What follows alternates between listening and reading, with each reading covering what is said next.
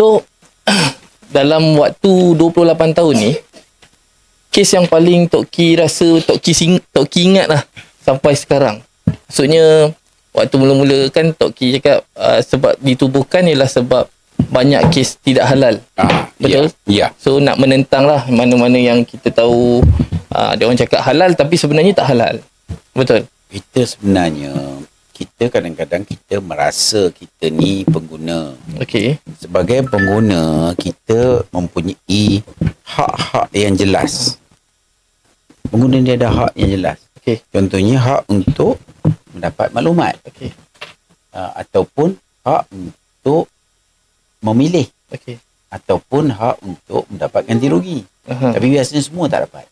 Oh. Itu hak-hak yang telah diperakui oleh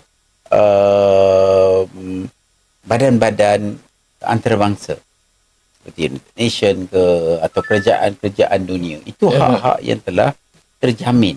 Okey. Yang kita perlu apa ni kata orang, kita perlu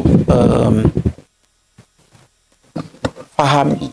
Tapi malangnya kebanyakan pengguna kita tak faham. Oh. Jadi kita tolonglah diperguna lah. Betul.